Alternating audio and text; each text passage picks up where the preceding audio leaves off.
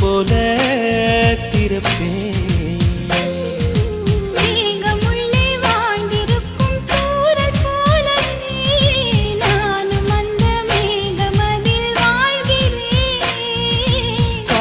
அழுத்தம் போல வந்து நானும் உன்னை தான் முத்தமிட்டு முத்தமிட்டு போகிறேன்.